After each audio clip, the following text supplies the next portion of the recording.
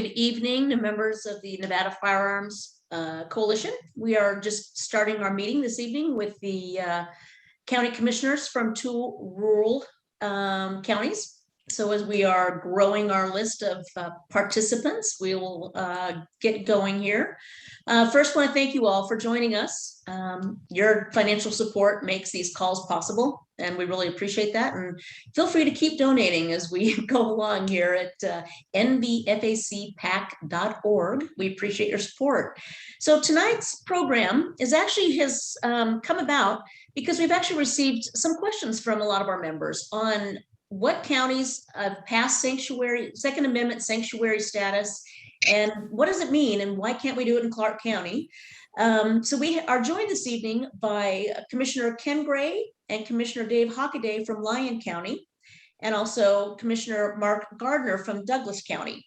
And tonight they're going to share their experiences and thoughts on the Second Amendment sanctuary counties, and really just their thoughts in general on the Second Amendment in rural counties.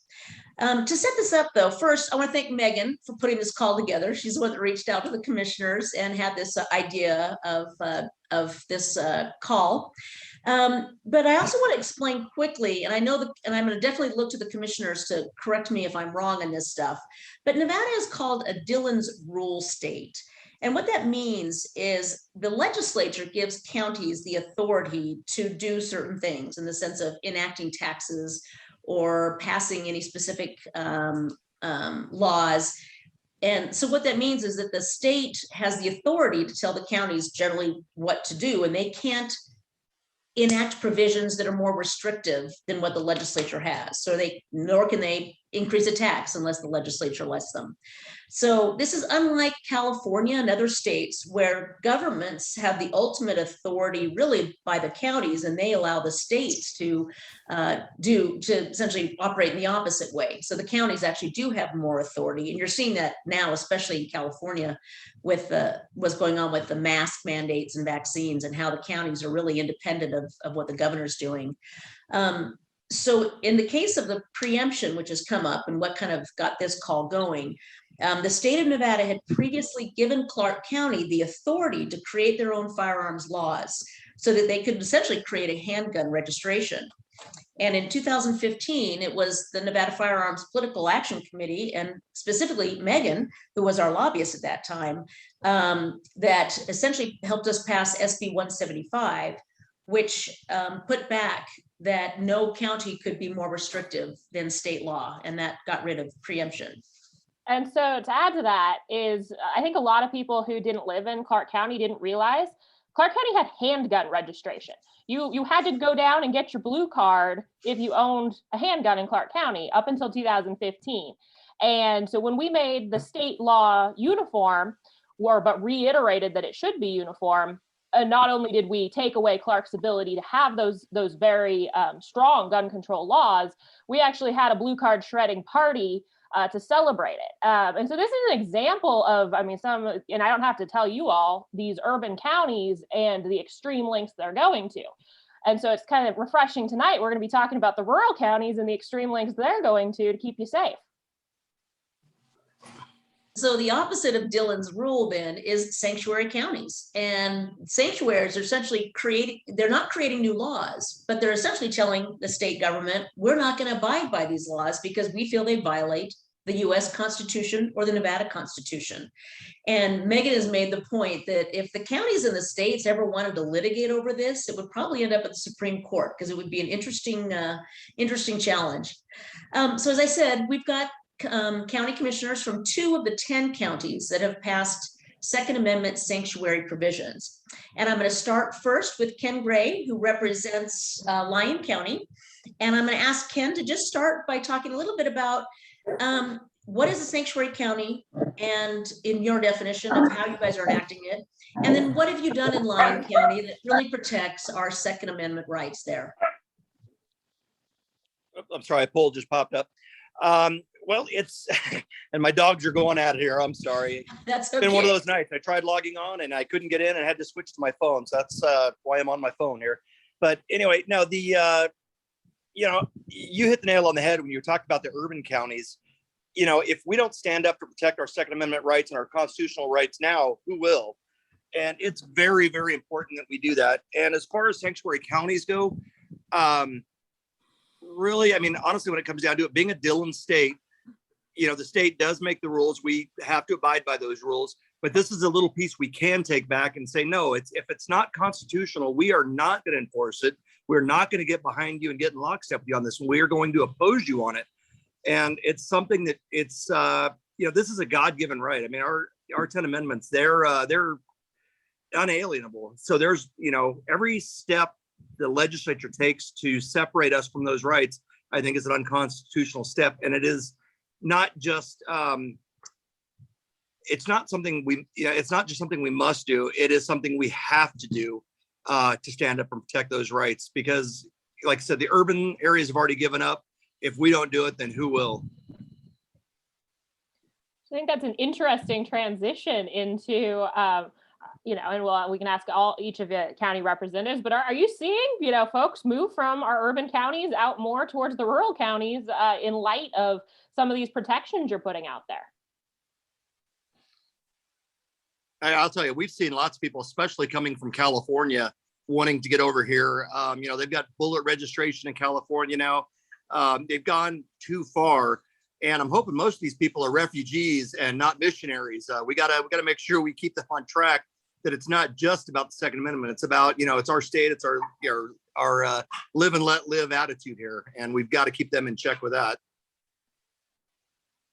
A new line. Thank you, Ken. Refugees, not missionaries. Mark, why don't you give us your perspective on sanctuary status and what you're seeing in Douglas County? Well, thank you for inviting me to attend this evening's session. I should preface my comments by saying that I don't know a lot about guns per se, I own a small group of handguns and a couple rifles, but I don't own a huge arsenal. However, I am a strong constitutionalist and always have been. And in my vision, of course, the Constitution and certainly the Bill of Rights, the first 10 amendments, were put in place in a very exacting order. Okay, our founders told us that we had the certain rights and privileges that were guaranteed by our Creator, and so as I see the Second Amendment was placed there to protect the First Amendment, and I think that's an important positioning in our Bill of Rights. So I've always been, like I said, a very strong constitutionalist.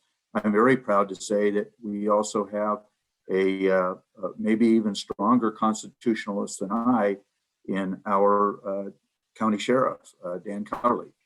And so a couple of years ago, when this Second Amendment sanctuary county, we had a huge community rally at our community center. And it was reported that evening that attendance at that event was the largest in that particular community center since its groundbreaking or since the inauguration of that building. So it was probably 1,000 people plus in the room that evening, and they gave me the chore of handling the public microphone. So I was able to try to get as many people in there as possibly, for the time period. But that was a community event that we had prior to the resolution going before the Board of Commissioners for approval shortly thereafter.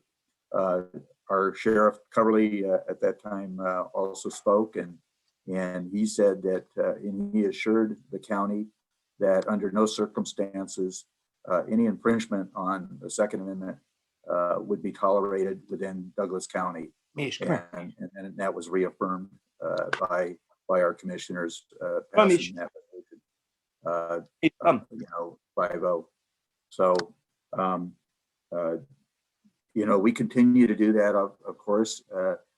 Dan is also a member of the, I think it's a constitutional sheriffs and law enforcement organization or something of that nature. But I chat with him often. We have a huge amount of our residents within our county who are concealed carry permit holders, and that continues to grow on a daily basis as people become more involved in this aspect. But those are some things that I wanted to share with you. Thank you. Well, thank you for that, Mark. And now I'm going to turn to Dave, also of Lyon County. Dave, why is it important to be a sanctuary county where you are? Because of the Second Amendment. Also, I am a concealed carry instructor and have been for over 20 years. Started as a concealed carry instructor in California. I taught over there for 15 years in the rural areas, both Plumas County, Lassen County, and Sierra County sheriffs had myself and my partner as their concealed carry instructor. Brought that over here and have been doing it for about 13 years here in Nevada. So I'm a staunch supporter of the Second Amendment. I know that the last county commission was the commission that declared ourselves a sanctuary county for the Second Amendment. I was there at that meeting and it was also packed. The entire area in the commissioner chambers was full, and it spilled out into the hallway, and there were many, many people out there. So you're not going to find a much larger county with support of the Second Amendment than probably Lyon County. Since we are the third largest county, I think we're in pretty good shape as far as Second Amendment support. But we do take an oath, as both Ken and Mark had said, that we will support and defend the Constitution. And whether the governor decides to fire us as commissioners, it's not going to stop that support. My first concern is the U.S. Constitution and the Nevada Constitution. And that means that governors cannot defy our rights under the Constitution, and the job's not important. Supporting the Constitution is. So pretty much clear cut. I think Ken, Vida, Wes, and Rob, the other commissioners, will feel, I know Ken has already said it, but I know the other commissioners are just as staunch in supporting our rights as anybody else in the arena for government in Lyon County. Sheriff Honeywell stood up and said that he was going to support the Second Amendment, and he supported the resolution from the commission to support the Second Amendment. So I see Lyon County as a very, very strong county. Plus, as we talked about, as Ken was talking about, missionaries and refugees, the majority of California people coming over here are seeking me out now to get concealed carry. So that to me is kind of a good feeling, that when the newer people coming to Nevada are actually Second Amendment supporters. So, as I said, that makes me feel good that we're actually getting people over here that want to believe in us, not in the garbage they got in California. Any questions on that, you can certainly throw them at me. Well, I think both you and Mark have made the point. I was just going to turn it to Ken a little bit too, is how is law enforcement when it comes to you've passed this sanctuary Second Amendment resolution. It sounds like law enforcement is lockstep with you, because they have to be, because they're the ones that are saying they're either going to go support enact these laws, or I should say, fulfill these laws or not. Specifically, Ken, we had 286 passed that is essentially banned unserialized guns, kit-made guns. And I've heard several even frankly, even Joe Lombardo on our call last month said he's not going to be going into people's homes and taking away their ghost guns. So how is it with your sheriff and on some of these laws that are passed in the legislature? Our sheriff, as you know, is a member of the Constitutional Sheriff's Association as well. And he said the same thing. He's not going to enforce, what he believes to be, constitutional violations. These, just because they make a law does not make it constitutional. And, I think going back to our last question, why is it important for the rurals? I think we need to look back to our founders and what their rationale was for creating the Second Amendment. And we need to remember the biggest thing is that an unarmed population is a compliant population. And we need to always remember it's our job to keep our government in check any way we have, any way we can. And ultimately, through the use of a firearm, if it ever had to come down to that again, hope and pray that it never does. But it is it is one of our supreme checks and balances that our founding fathers put in place. And Mark, how about you with your law enforcement? You've already touched a little bit on your sheriff being supportive, but specifically with the AB 286, this the banning of unserialized guns. How is your sheriff on acting, I guess, following the laws that have been set by our state legislature? He has no interest in, I visit with Dan on a regular basis, very regular basis, almost daily. And he has no interest in seeking out and knowing where anybody might have a unregistered firearm that they may have built by themselves. Although maybe you would have more information on this, Randy, but I understood that a federal judge had banned the implementation of SB 86 and in regards to the ghost guns. But perhaps I'm mistaken on that. But I thought that I heard something about that. It may have been earlier today, as a matter of fact, or yesterday. So I think that's even the federal judges, I think, and some of this is going to take testing, I believe, all the way up to the Supreme Court of the United States. But I think it's very clear, shall not be infringed. That's very clear language to me, and I think it is to a very large population of the United States. So, and certainly more so, perhaps even in the rural counties of Nevada. I think we still consider ourselves one of the most, frontier states of the country. I know Alaska considers themselves a frontier state, and I think we do too. And I think we don't like our rights, regardless of what those rights are, infringed upon, and certainly not the Second Amendment and our right to carry in a constitutional manner. Oh, and I'm actually a sixth generation Nevadan who feels like I need to move to Wyoming now because I'm fearing the state is changing so much, and it's all driven primarily by Clark County. I mean, a little bit up here in Washoe too, but and what you just asked, Mark. So there was an injunction by the federal judge. Polymer 80 put in had filed an injunction and was granted that. But just yesterday in the state court, and Megan, correct me if I'm wrong, Miranda Dew actually turned down the Firearms Protection Coalition case. So they will, of course, appeal it. And we've reached out to both of those parties, and we're trying to get an update for what's happening. I know specifically Polymer 80 has reached out and said because they're in the middle of the lawsuit, they can't really say too much about it. But we know some of our FFLs are definitely wondering. I know Debbie from Reno Guns and Range reached out to me a couple of days ago saying, can I sell these or not? So we're trying to get some clarification from Polymer 80 for all of our members, especially the FFLs. Yeah, Ken. Yeah, I actually met with Polymer 80 last week, and I don't believe it was a federal judge that issued the injunction. I believe it was actually Judge Schlegelmilch here in our district that did it. And that injunction, I believe, is for 5 months. And there was an injunction against certain parts of 286. And actually, believe it or not, the I forget the name of the group, but the stop and frisk section in there, they found that to be a problem. So it's, I believe it's, they've enjoined it until the trial actually starts.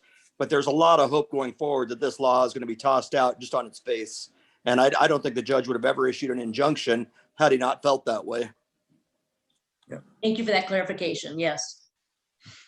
And I know, Megan, you can see the questions that have popped up if you want to grab any of those in the box. Yeah, we'll do, I think first one, I think hopefully a quick answer is Commissioner Gardner, the Friends of NRA dinner was canceled in Douglas County. Do you know anything about that?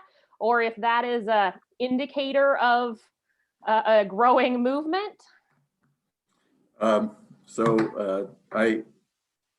Unfortunately, I do have a lot of information about that because I was the chair of the Carson Valley Friends of the NRA. The Friends of the NRA has, in my understanding, is officially split from the NRA. I believe the NRA has moved their operations to Texas, if I'm not mistaken. The Friends of the NRA was the 501c affiliate of the NRA. I do know Peter Massey, and he's part of the West Cottage Loop gang and always attends our dinner. We just had some in the split. The Friends of the NRA imposed some things that upon the local community committees that almost made it impossible to put the event on in a financial solid manner and be able to benefit the entities that we were trying to work with in that regard. And so in addition to that, our previous NRA rep that puts on the events, I won't name his name out of respect to that, but anyways, our previous NRA rep that we were working with was, and all the NRA reps, by the way, were furloughed last March because of COVID. And so, and they were furloughed for 6 months, and were not brought back until the 1st of September. And we began to work with them in that regard, and were able to put on a very successful event in November in spite of COVID. And we were the only event, pretty much a large event. I believe there was a small raffle out in Elko County, but we were the only large event in the state of Nevada last year. But and we're scheduled to be the only event here in Nevada this year. However, we had to make some decisions a couple of weeks ago, and decided that the financial risks involved could not be outweighed by the potential. So to prevent any loss to the organization, the local organization, that's the problem, is we don't have any local money. And so the potential outlay initially of around 20 grand required to even put on an event was just overwhelming. I don't have that kind of money. and so we had to make a decision. The committee had to make that decision, and so unfortunately we had to cancel the event. In hindsight, it must have been a godsend because honestly, with the Tamarack fire and coming into my district, that event was supposed to be conducted on this coming Saturday night. And honestly, over the last 2 weeks, my mind has been on Douglas County and the 12 families that lost their homes, and specifically in my district. And all the fire damage of burned out homes occurred in my district. And so I've been very involved with that and the families, and so I didn't have the physical capability of putting on that event, as it turned out. So it was a blessing in disguise. So I apologize to Peter Massey and all the other people that were going to be involved in that event, and but I don't really know what the status of going forward with the Friends of the NRA. I don't know what's going to happen with that. So I think I'll leave it at that. Okay, thank you. That's a long answer to a short question. Well, let's hope it's not a permanent setback, just a temporary one. And then the other question that Meg that has up there, Megan, I'm going to let you throw that probably out to Ken because that's a toughie. Oh, I was going to throw this one out to you, but we'll let No. Ken have the first stab at it. So Greg's asking, firearms are guaranteed in the Second Amendment and the state constitution, something you've all said and reiterated.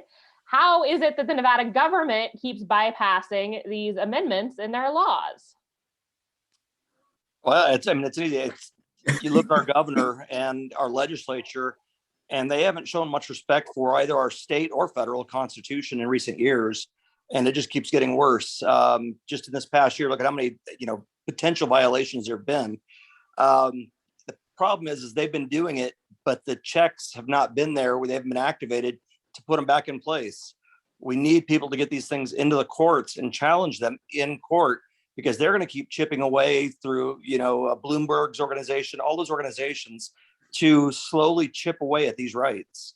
And it's, they can chip away at them all they want, but we've got to be willing to stand up and fight back. And I think the part of the problem is we have not been fighting back as forcefully as we should be.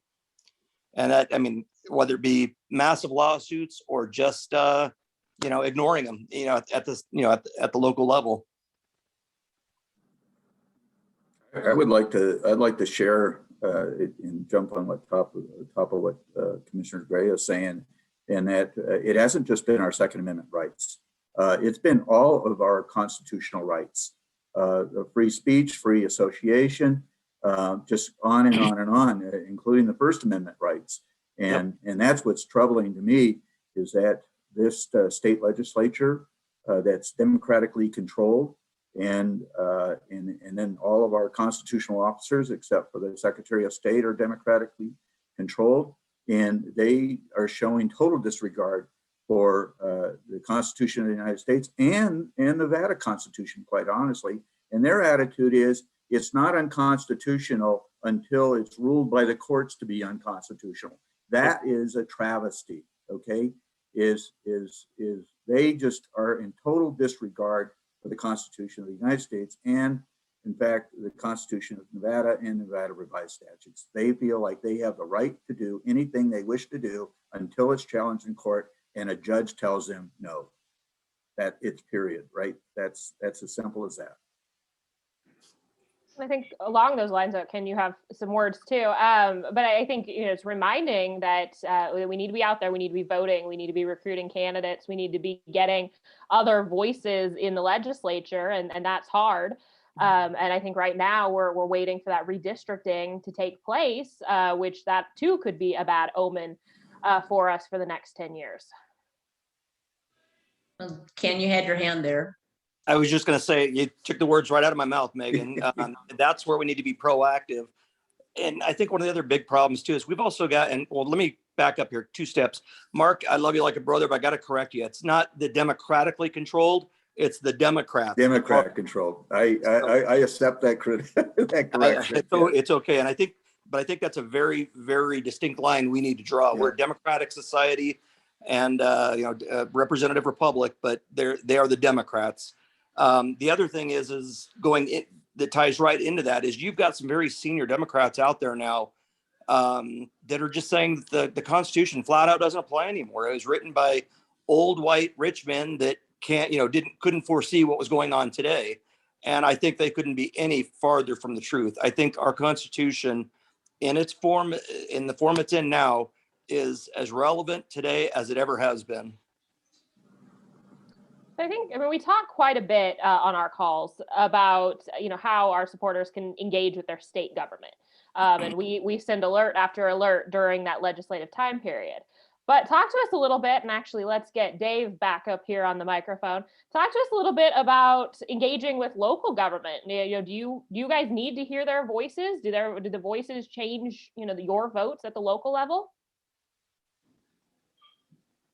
At the local level, we are listening to the constituents. I mean, if you want to get into the political issue, is how we get reelected.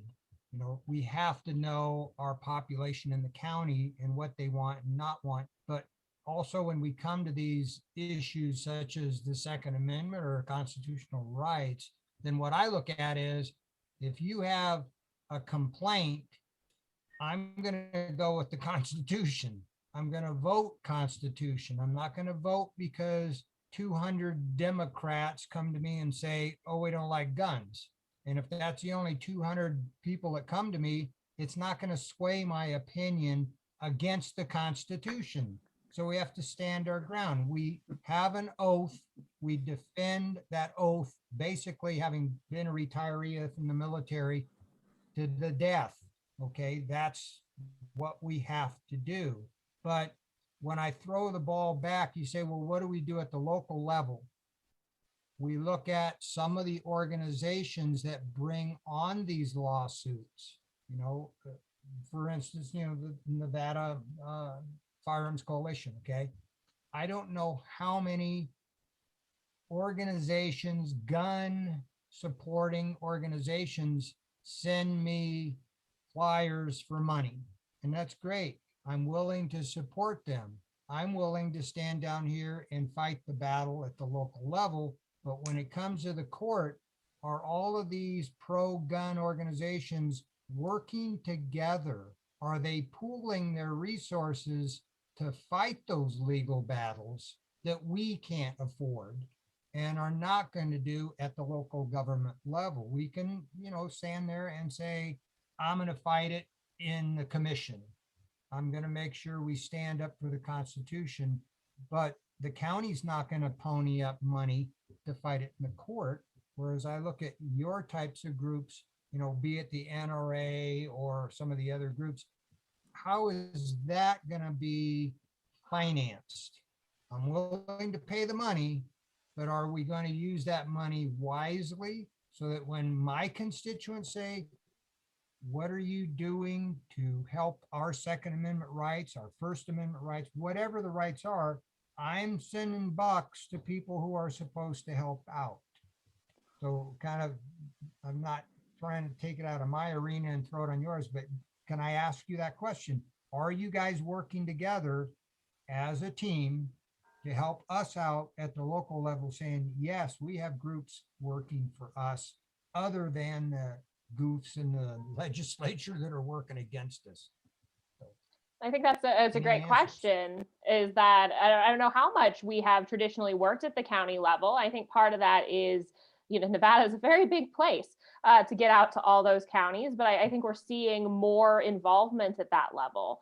And I think that after we've come through several legislative sessions where we were actually having Second Amendment wins in the legislature. And then we've been hit with a couple really bad legislative sessions. I think we've had to rewrite the playbook a little bit. And I think, you know, it's challenging as we send lots of pleas for money because money we really do have to split a lot of different ways. And that is having, you know, bodies in Carson City and Miss Thompson, sending out the alerts, even these calls of raising awareness. And so I think that with these couple lawsuits we have going on, AB 286 is really changing how we all work together and showing that there is a legal component to these laws. And we actually did reach out to the FPC just last week and chatted with their lawyer, seeing how we can support them. He feels they're funded now for to take their lawsuit all the way. But we are, between NRA and us and FPC, we are talking and how we work together. The one group that really pisses me off is the Republicans who send out the Nevada Republican Party, and I'm a lifelong Republican, and they keep sending out pleas for money to help us fight the Second Amendment, and they're not doing anything to help fight the Second Amendment. So that's the one group that I'll say Dave is not playing with us. But when it comes to other of the firearm organizations, we are working together as best we can. Thank you. Appreciate that. You bet. So I'm kind of curious because, again, most people on this call, a lot of them are Washoe and Clark County. We don't have a Republican-dominated county commission that will pass a sanctuary resolution. Would you guys, what are the ways to get it onto a county? I mean, could there be a petition process? So I'll look to Ken first, but any of you guys go ahead and chime in on that. I think a petition process in those counties would absolutely help sway them and move them towards towards that direction. But Randy, I do want to say, if I could, yeah, I know the Republican Party wants to, they send out money. They want to help, fight to protect the Second Amendment, and they use that tagline. But I think they do it in a different way. They don't do it in the courts. They do it by helping elect pro-Second Amendment candidates. So I don't want to say they don't do anything. It may not be as highly visible, and they may not have put as much money into it, but I think they do do a darn good job of promoting Second Amendment candidates. No disagreement there, believe me. Mark, would you see, because Mark has kind of Douglas County is still a strong Republican, but you have a few token Democrats. But do you think a petition like in Clark County would actually get some support? Yeah, I don't know how they go about putting things on the agenda. Clark County is an interesting animal unto itself, so I don't, I know the chairman of their Board of Commissioners, Marilyn Kirkpatrick, who's chair also of NACO, National or Nevada Association of Counties. I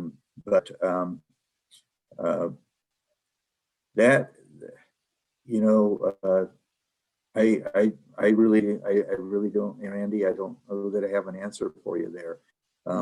It might be easier, because Clark County is so Democrat controlled. You might have a better shot at getting something on the Washoe County Board of Commissioners agenda in that regard. I do know that it was interesting.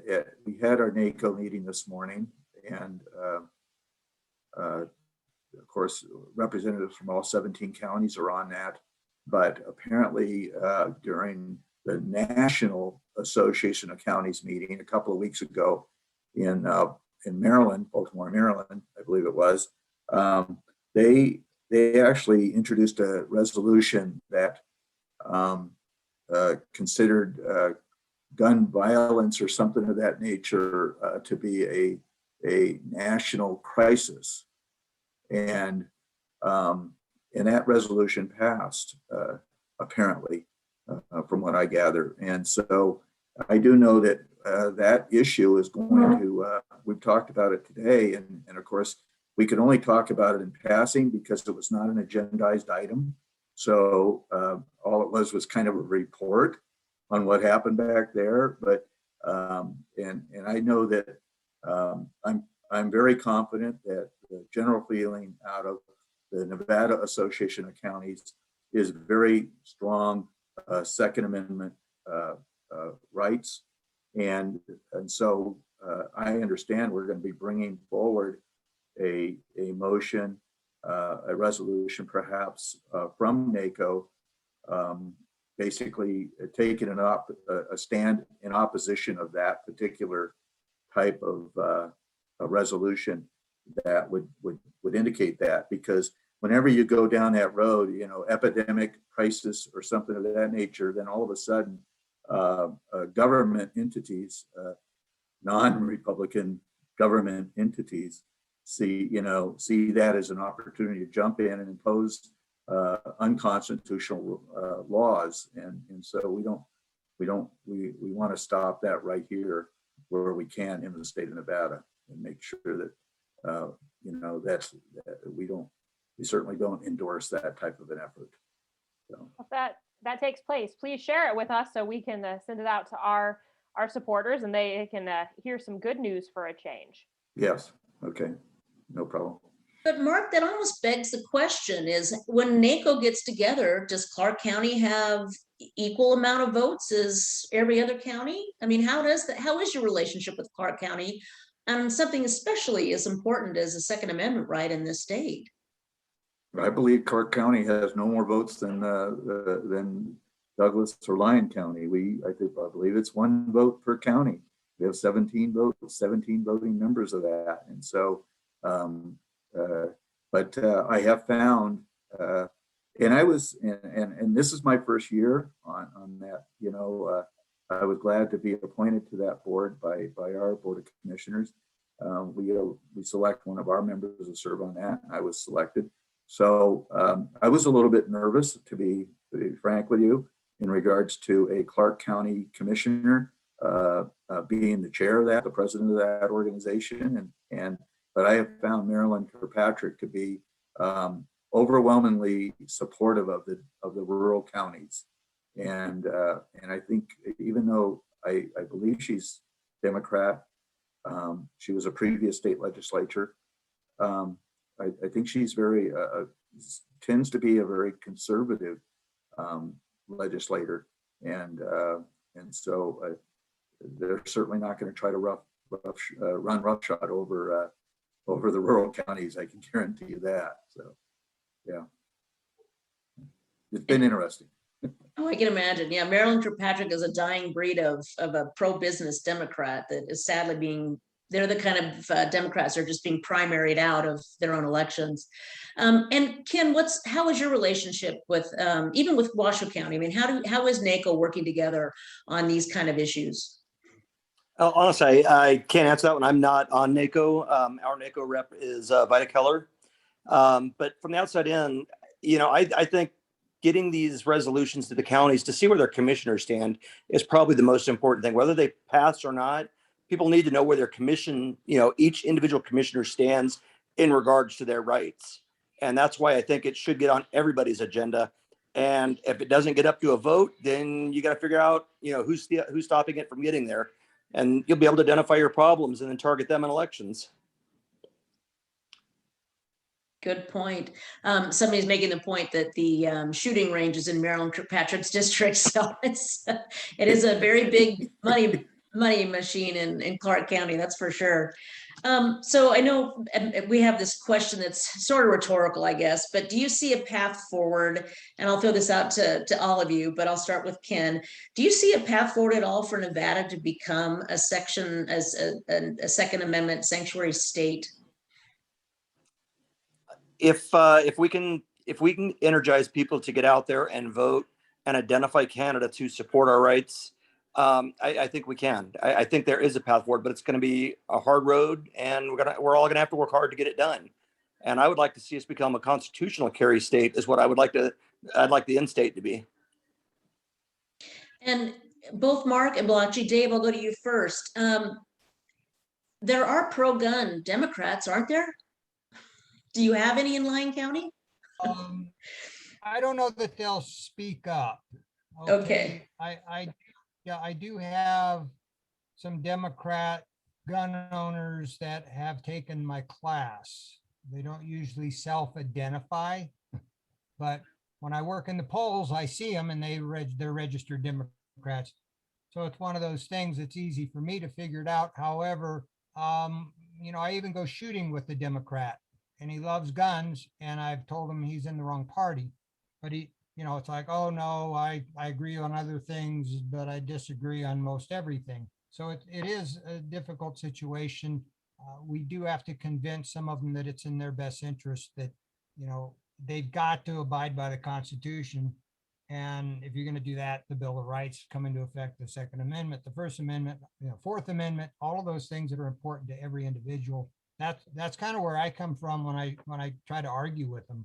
Is you either support your rights or you think they can be taken away. As President Biden said, gee, they're not absolute. Is he crazy? But that's their mindset. So, it's a shame that people like that are in the government that don't believe that our rights are absolute. It seems like the biggest challenge is we've allowed the Democrats to make guns the issue and not mental health the issue. And I just had a meeting actually yesterday with the Washoe County Sheriff, who talked about the mental health issues that he has in his jail every day. And unless we are able to change that dialogue, change that statement that it's not guns that kill, it's people that kill, that we're losing the argument. So how do you guys see that as being a politician? How do you go out there and talk to people, being a pro-gun person and talking to a Democrat and talking to them about how guns really aren't the issue? How do we change that conversation? Let me start with, I was just going to, when you discuss crime, and you discuss, and it's the big issue, guns are causing the crimes. That's incorrect. Go with the actual statistics. Knives, clubs, strong arm, that is a greater percentage, but we don't see that. Look what's happening to people on the streets. They're being beat half to death or beat to death. That's strong arm. They don't need to use a gun. They can beat up an old person and take what they want from them. It's quiet, so they don't attract a lot of attention. The crime can occur and nobody steps in because they don't want to get hurt either. But those things don't get reported like the gun crimes do. So we think that gun crimes are the greatest statistic in the criminal arena, and they aren't. It's all those other things that they use to strong arm or kill or people with knives or whatever. That's how I defeat it. I'll turn around and say, we need to outlaw knives, baseball bats, sticks. What about water bottles? That hurt a lot of police, frozen water bottles, bricks. Now let's talk about the guns, which are like 35–40% maybe. Well, that kind of diffuses their argument many times. Go ahead, Ken. I saw you registered, or Mark, go ahead. So what I wanted to mention is, we recently had a couple of incidences within Douglas County. One happened within 2 miles of my house in Topaz Ranch Estates. One morning, a couple of months ago, an individual tried to break into a home and did not make it back to their vehicle because of the Second Amendment and the right to carry and bear arms. And that incident could have ended up much worse, where the homeowner, instead of the perpetrator, had their life taken. We had another incident and it happened within 2 consecutive days in the Gardner Ranchos, our most populated community in Douglas County, where an individual broke into a house and was also taken. He didn't lose his life, but he did get shot by the homeowner. And once again, without the Second Amendment and the right to keep and bear arms, that could have ended, to the detriment of the homeowner. So these are important things to take into consideration, and certainly in as rural areas as the Topaz Ranch Estates is, which is probably the most rural portion of our county. But you talked about what we can do going forward, and I don't see this as there are a lot of Democrat registered people who don't agree or feel like the Constitution is a living document. I don't agree with that. But we need to, there are a fair amount of Democrats in our county that are concealed carry permit holders. In addition to that, the area that I really feel that we need to focus on is also that very large third registered party within our state, and that's called the nonpartisans. And if we don't appeal to the nonpartisans in this regard, that's who decides these elections. That's who decides who gets into office, and that's who can decide ultimately where we go with this. There's a reason that I don't know why they're registered nonpartisan, but I still feel like they still respect the Constitution of the United States and the Constitution of Nevada, and those are folks that we need to appeal to also institute these issues in both, and that's a large portion of the population and voters in Clark County and in Washoe County as well. And so we should not forget to reach out to those folks, because I don't believe it's a pure party designation that determines whether or not you're Second Amendment, pro-Second Amendment. So. Well, Megan actually has some statistics that show gun ownership in Nevada. Was it just 38% of gun owners were Republicans? So Uh, it, Yeah, I don't have them off the tip of my tongue, and we're due for a new survey. yeah, But no, a surprising amount of gun owners are both Democrats and nonpartisans, mhm, um, and so finding out how we can reach out to those groups is critical. yeah. And especially with the riots that started in 2020, you saw Democrats, especially women, and gun ownership amongst women just really grew, as in CCW courses, which I'm sure Dave can talk about. He's probably seen more women than ever in his courses these days. So Ken, can you speak a little bit to how the resolution got started in your county? Was it voter driven or was it commissioner driven? It was absolutely commissioner driven. And I can say that because it was me. But I have always been a pro Second Amendment person. And I think our county needed to take a stand. And I believe in even if you can't actually do anything executable, people need to know where you stand politically. And I thought it was very important. And, as far as gun control goes, I think our intentions are so misguided. We need to focus on mental health. There is no reason our jail should be the biggest provider of mental health care in our counties. I think we need to reinvest in mental health care. And a lot of these people that are committing these crimes can be identified much, much earlier and be kept away from guns, because you're not going to keep, you're really not going to keep the guns away from them. You need to keep them away from guns. And, I lost friends and knew people that were shot at the IHOP in Carson City. And that guy was a deranged son of a gun. He, as far as I'm concerned, he should have been locked up. But when it comes right down to it, though, he just was not getting the mental health care he needed, nor the supervision he needed. So I think that we need to really reprioritize, mental health care in our society and, invest in it. No, that's very true. That was part of our conversation with Sheriff Balaam yesterday. That the legislature did increase funding specifically for more beds in Las Vegas. Apparently, about 80% of the beds at Lakes Crossing in Washoe County are Las Vegas residents. So we're seeing just this transfer of their mental health up to here now because they don't have the beds for it. So we're not dealing with mental health at all. And at least now it seems like we're starting to have those conversations. Good. And to both of you guys, because I'll start with Mark. Are you feeling kind of an urban push of Washoe County residents or Las Vegas folks coming into Douglas County, or is it more Californians? I'm kind of curious how this as Washoe's growing, how we're impacting not just the lifestyle of Douglas and Lyon County, but also the politics of your counties. So I think, although I haven't reached out to any realtors to figure that out, it's the first time I've actually been presented a question of that nature.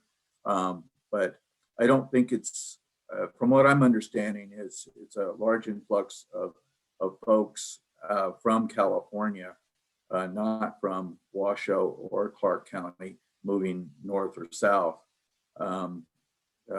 COVID has certainly caused a great influx of folks who have had the ability to work remotely.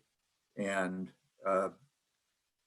so right now, houses are in Douglas County, even though our average brand new home, new construction home is selling in the neighborhood of $450,000 to $500,000.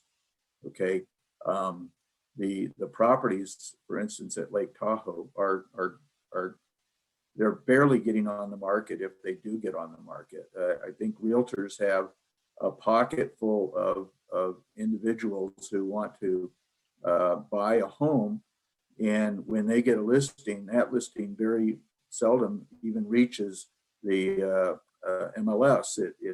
It's like, pulled out of the pocket, and here's 10 people that are interested in that home, and it becomes a bidding war, and it's unreal. And that's happening on the Valley floor as well. We've had people that have wanted to sell their home and move to a smaller home, and they certainly have been able to find buyers for their current home. It's trying to find a home that they can then buy and move to, then stay within the county. That's become a problem. So, and as Ken said, of course, we don't want the missionaries over from California. You know,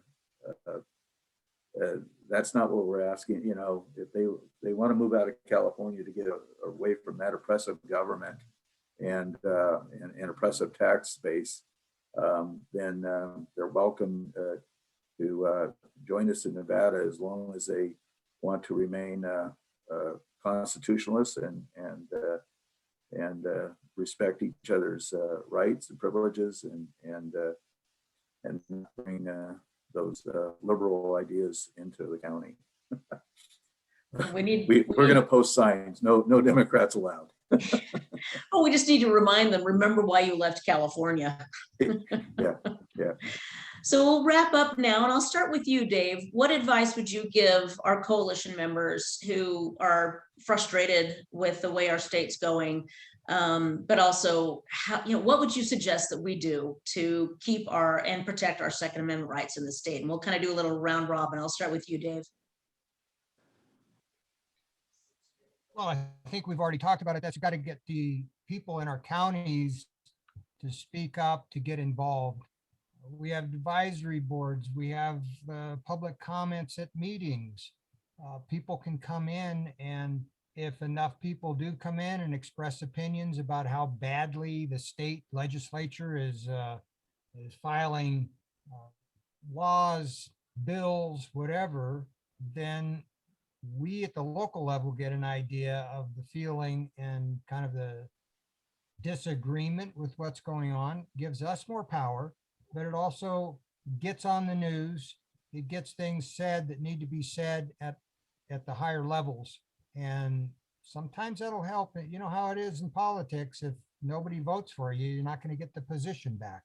And the way you do that is you get more information out there, such as what you're doing with these meetings at night. Get more people involved and let them know, rile up a bit, get out and do something, get involved, be part of the community. And I think the movement going, support the movement. We'll have things that'll happen to benefit us in the long run. That's pretty much it. Got to get involved. That's good, Dave. How about your words of advice, Mark? Well, I think it's a very easy vetting process when you're trying to select candidates, whether that be at the state level or the local, and certainly the local level. If an individual doesn't support the Second Amendment, then we don't want them in office, honestly. It comes down very simply to that, because once again, I look at the First Amendment, and the only thing protecting our rights and privileges as citizens is the Second Amendment. And so if they don't want to support the Second Amendment, then they're off my list to begin with. It's really that simple to me, because I can't trust them in any other aspect of becoming an elected official in our state or in our county, for that matter. So, anyways. Well said. Simple. And Ken, I'll let you bring home the message here. Those two hit it on the head. The part that I really think people need to engage in, though, is finding the candidates that share their values and their beliefs and, their overall, belief structure, and support those candidates and get them elected or get them reelected, and find the ones that don't share your belief structure and get them unelected. Fire them. They report to you. They don't report to anybody else. And you just need to get their butts out of office and replace them with people, that share your value system. We've got a lot of rhinos. They have not helped us much. We need to get them out. I'm sorry. I'm not a supporter Republican at all costs kind of person when it comes to legislative seats. We need real Constitution believing Republicans in our legislature. Amen. Thank you all for your time tonight. Megan, do we have any wrap-up notes here? I just want to share with you, gentlemen, I don't need an answer, is Charles asked, when will each of you be running for governor? So I know you have some supporters out there in the crowd.